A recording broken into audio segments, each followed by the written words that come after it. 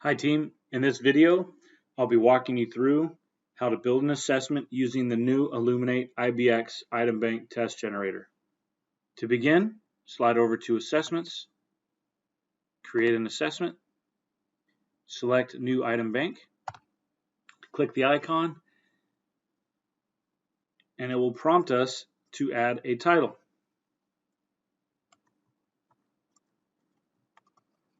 Now this is a new version that Illuminate released last summer, and it's a much cleaner build than the previous version. It responds a lot like shopping at Amazon, to where as you select things or filters on the left, what you're viewing item-wise responds on the right.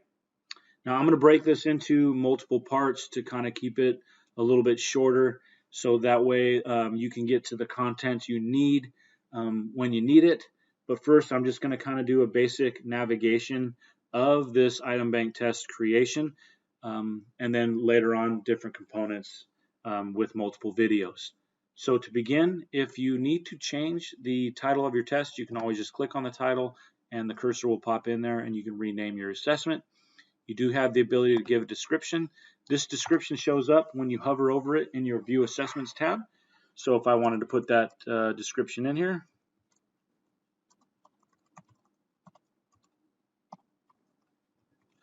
it'll show up when you hover over it in View Assessments with your mouse.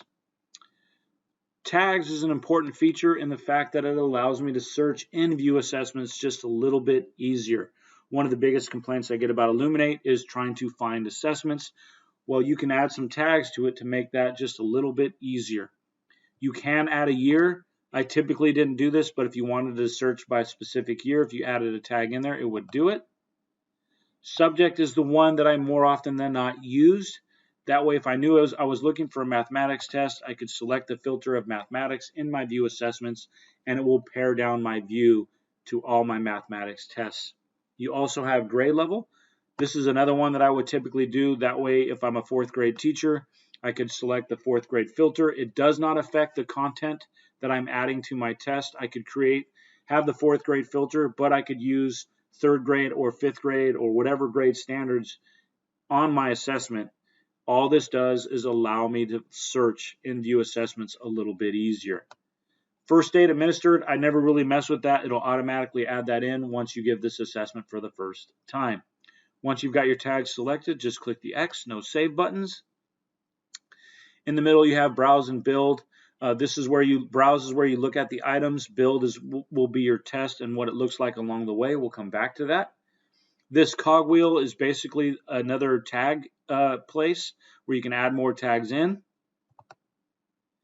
Materials, you can add in additional materials if you need to. You can also print your teacher or student booklet at any time. The preview button allows you to also see what your test looks like as you build it. You have this available to you, and it'll show the order of the items that your students would see. Now, the first big change, and this is a great change with this one compared to the old one, is the ability to add items on the fly. In the old version, you used to have to create the item ahead of time, remember the item ID or the standards you had selected to it, and then go build the assessment and add those in. Well, with this, now you can create items whenever you need them and attach them directly onto your test. I will go into a separate video all on how to create items and the different item types that we currently have the ability to build. And they're releasing more and more in that sense. It's going to be awesome.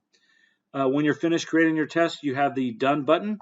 And that Done button is where you go to either set it up to be accessible to students. So there's 3 options here. Publish assessment, locks it down, makes it no longer editable, and it's now available for you to give online to your students. Save as draft. If you don't finish your assessment, you can come in, hit save draft, and this allows you to continue working on it. Another cool feature of IBX is now under View Assessments, there is a filter on the left that says Draft Item Bank. You click that filter and it'll show you all of your draft assessments that you currently are working on. If you're unhappy with it, you can always discard from right here as well. Coming down to the bottom, we have this little assessment summary. If I click that hat, it's going to pop it up. This is another one of those great features within this because it allows me to see kind of what kind of assessment I'm building along the way. Is it balanced? Do I have enough of the item types that I want to expose students to? All those kinds of things. What this does is as I select standards, those are going to show here, and then also show me how many questions, when I add questions, are connected to each of those standards, which will really help me build a balanced assessment. I don't want to have 3 standards and have 15 questions in one standard and only 3 in the others. If I come down to item types, same thing. There are so many item types that we should be exposing our students to based on the SBAC and some of the other tests that our students are now taking, that this allows me to also see, hey, am I getting enough of those different item types for my students to be exposed to? It'll tell you the name of the item types and how many questions you have connecting to those. DOK level, once again, is another great tool. Am I balancing out my assessment, or am I just in the recall DOK level, or do I have a pretty good spread of multiple DOK levels? And finally, any passages that I have connected to my test will also show here and how many questions are connected to each of those passages. You can access this component at any time, and you can just click this up and down to kind of get a quick look and then continue working. Now we're ready to go into the browse and build portion. Now I'm not going to go too deep into this. I'm going to save that for a later video. But once I click browse, it's going to take me to where I can start to see the standards that I have selected, the banks that I'm pulling from, the item types that I have currently selected, depth of knowledge, language, difficulty, and a few others. Now there are some additional filters that we can grab. I'm going to go to that first. So up here is a filters tab with a little cogwheel. If I click that cogwheel, it's going to show me that it's going to show me the filters that I currently have selected.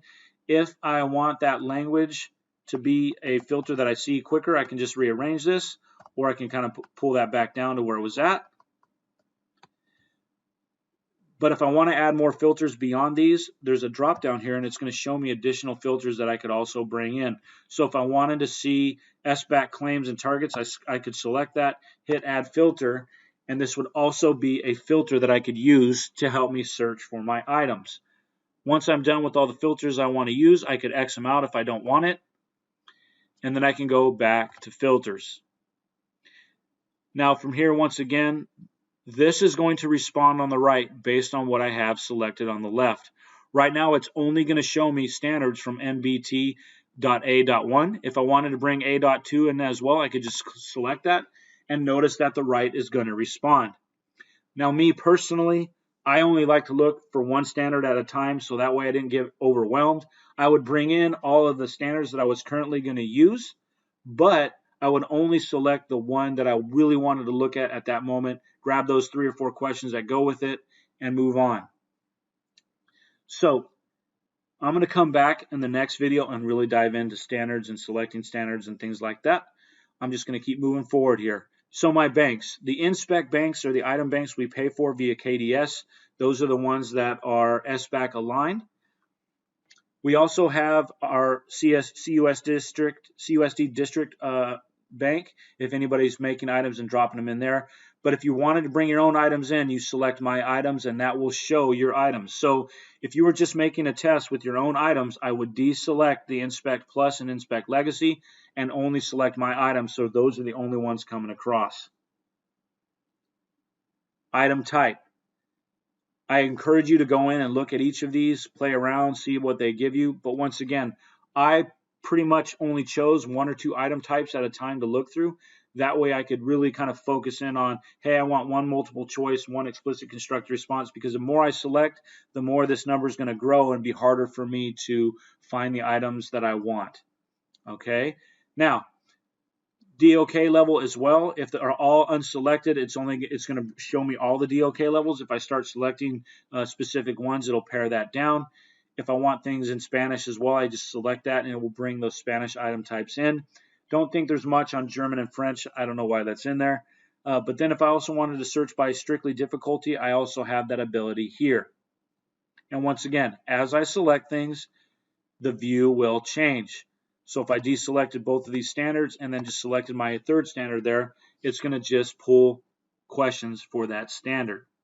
Now let's go over here and look at the items. So across the top here, you have multiple views when you're looking at the items. Right now we're in the collapsed view, which means it only shows a little bit of the question. Now I can change that to show the entire question for every question of those 25, or I could keep it collapsed, and then as I come to a question, there is the ability to hit show more, and it will expand just that one question out. So you've got options here. Now the detailed information is always closed by default. I can click that drop down and it's going to tell me when this item was made, who made it, Bloom's taxonomy, SBAC claims, things like that. If I want to pop this item out to get an even bigger view, I just select full screen and it's going to show me the entire item again.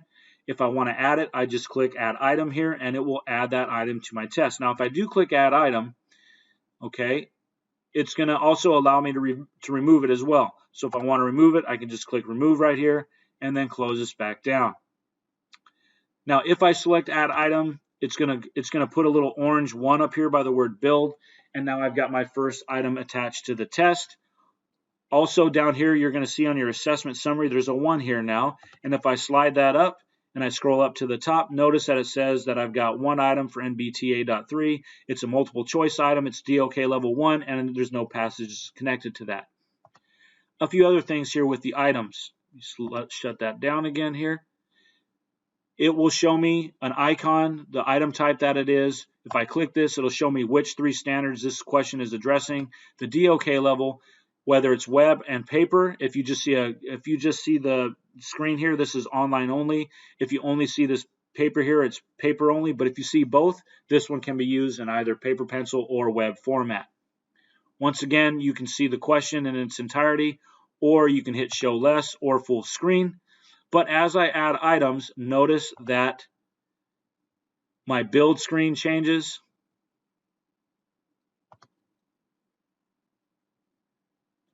And also my assessment summary changes. Once again, I still have multiple choice. If I wanted to get rid of that multiple choice, I could just come over here, deselect multiple choice, and now it's just going to show me my explicit constructed response.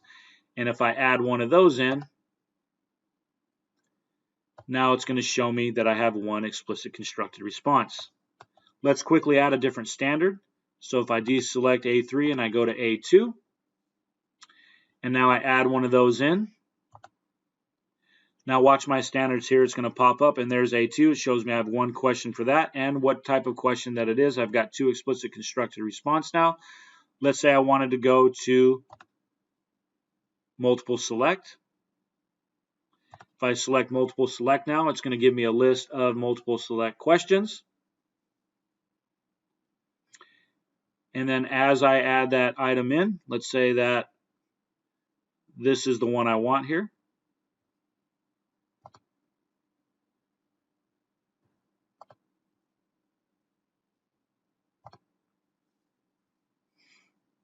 Now you'll see that I have 1 for multiple select. You'll see that I have 2 for MBTA.A2. And you'll see that I have a DOK level 2 now as well. So this is really cool to help me kind of navigate and build a balanced assessment. But hey, what's happening up here on build? Let's click that real quick. So now I can see a quick preview of what my test is going to look like. Don't know why. There we go. And so now I can see my assessment.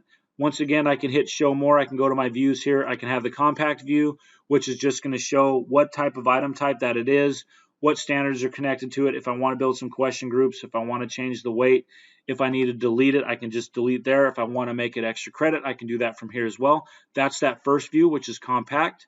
Collapsed view is kind of the default.